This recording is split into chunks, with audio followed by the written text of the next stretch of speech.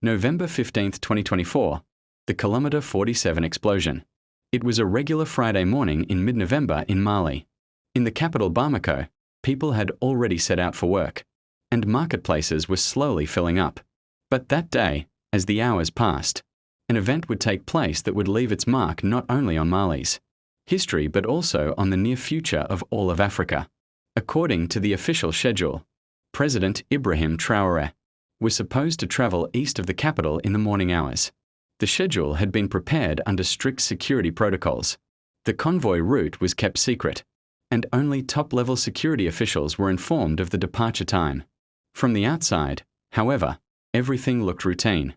The convoy was moving as usual, reconnaissance vehicles in front, armored SUVs behind, and at the center the custom-made armored Mercedes Maybach, believed to carry the president.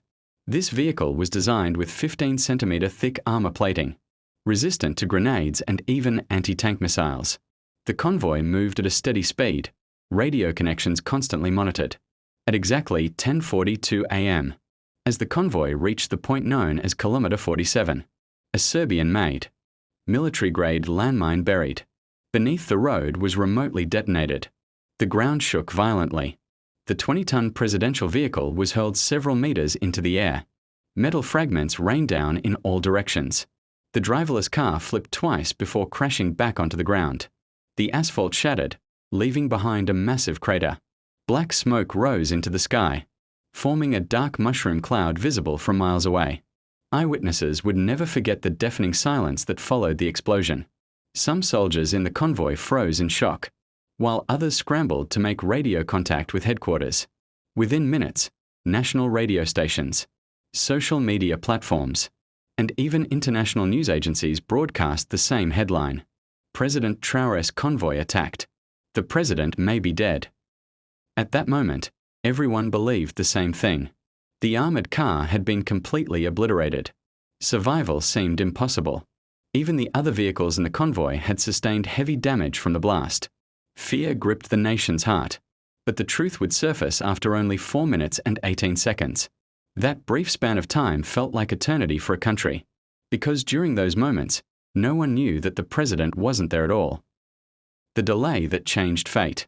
That morning, before setting out on his official schedule, Traoré had stopped at a small village mosque along the way to perform morning prayers.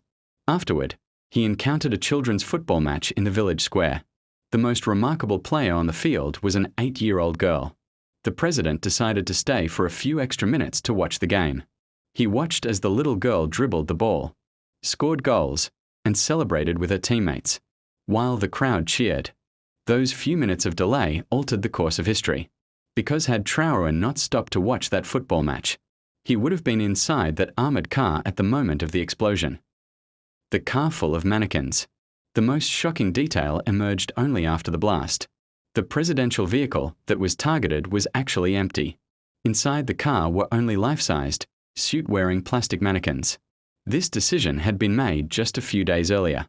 Intelligence had warned of a major assassination attempt against the president, so the security team approved the use of a decoy vehicle. From the outside, the car was indistinguishable from the real one. Identical plates, identical antennas, identical armor. Behind the tinted windows, the mannequins resembled the president and his advisors. In other words, the attackers had hit their target with precision, but it was the wrong one. A plot across 3 countries. Investigations in the following weeks revealed that this was no ordinary attack. It was a wide-reaching assassination. Plot coordinated across 3 different African nations. The landmine had been smuggled illegally from Serbia. The team that planted it had crossed the border covertly from a neighboring country. Backup attack teams had been stationed in different parts of Bamako. On the very same day, the goal wasn't just to kill a leader. The goal was to plunge Mali into chaos and trigger a chain of coups that would destabilize the entire region. The people's reaction. In the hours after the explosion, when it was revealed that the president was alive, the nation erupted in relief. People poured into the streets, celebrating and chanting.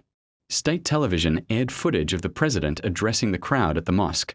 Traoré's words were, "By the will of God, I am alive today." The children chasing a football represent the future of this nation. and the minutes delayed by their games saved my life. No trap will ever stand in the way of this people. These words quickly spread from mouth to mouth. An innocent children's football match had altered the fate of a nation. Aftermath. The Kilometer 47 explosion went down in history, not just as an assassination attempt, but as one of the clearest examples of how security strategies, fate, and simple coincidences can change the destiny of an entire nation.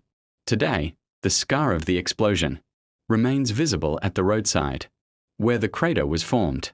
Locals call it the Phantom Convoy Point. Because that day, the destroyed vehicle carried only mannequins, but thanks to those mannequins, a real leader survived.